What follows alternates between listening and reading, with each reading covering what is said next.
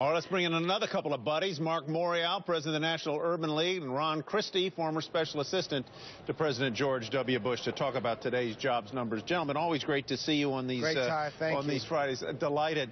Ron, we were speaking yesterday to Mohammed Al-Arian, who said when he looks at the job report this morning, he was going to look especially for two things: a number of job payroll growth above 200,000, check, and wage growth running at an annual pace of above 2%. Check. That's a pretty good report, isn't it?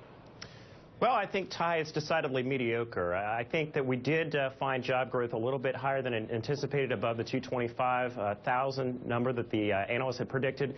But see, when I delve back and I look a little deeper in the numbers, I'm troubled by a couple of things, Ty.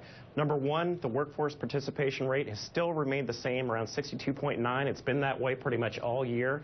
So we have nearly 20 million Americans who've given up looking for a job or feel underemployed. And then secondly, the other thing I noticed that spiked was African-American unemployment. It went from 9.6% to 10.2% this past month. So I think that there are areas that we can look at are encouraging, but it still, to me, seems that the recovery is still a little bit soft. I take your point on the labor participation. It was up a little bit, not much, but a little bit, and that's why the unemployment rate went up from 5.4 to 5.5, I believe, is the number. Marc, how do you handicap this? Ron's a tough grader here. Hey, he's a tough grader, but let me tell you, this is a positive report on one hand with very strong job creation, and I might add over 260,000 private sector jobs. But on the other hand, many Americans are being left behind.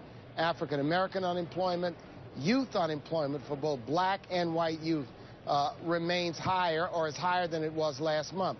So it's important to understand that stable, strong, if you will, comprehensive growth still hasn't reached the American economy. And what we've got to focus on are those pockets, those parts of the community, those parts of the nation for which job creation has not yet reached them to the extent that it should. And I might add, Ty, that I share the concerns about wage growth, because while it's beginning, it isn't where it needs to be, and it isn't where it's been historically in recoveries after recessions. Right, but we are happily seeing some companies, big ones, big employers, whether it's Walmart, McDonald's, or whatever, moving to boost wages. But both of you isolate, Ron and Marc, the problems of underemployment in minority communities and the young. My son is 22. He's having a hard time finding a job. Ron, what would be the best thing we could do to spur employment among those afflicted groups? Well, you know, I look at what they did in Connecticut, Ty, with the budget that they passed there that the governor said they need to take another look at. Why? Because with the taxes and the regulations that they're proposing in Connecticut, GE is thinking of leaving the state entirely because it's not competitive.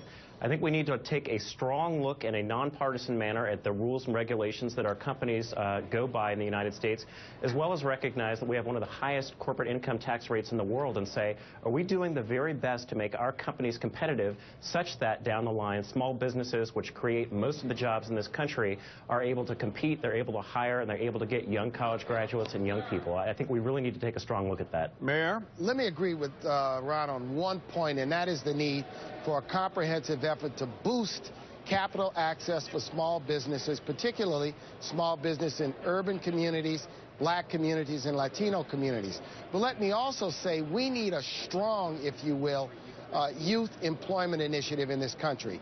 It should include an investment in direct jobs. It should include a significant investment in overhauling, even beyond what the Workforce Investment Act does, when it comes to job training in this country. And we've got to find a way to make higher education more affordable for young people. Let me ask career college, community college, or four-year college. We're out of time, but I just want to get a quick yes or no from either. Would either of you support a for-pay, basically mandatory national service program for youth? No. No. I could if it was designed correctly. I think it might have benefits. AmeriCorps, the Peace Corps, or if you will, pilot models for that. Maybe it is, Ty, time to try something new. All right, thanks, guys. We'll see you.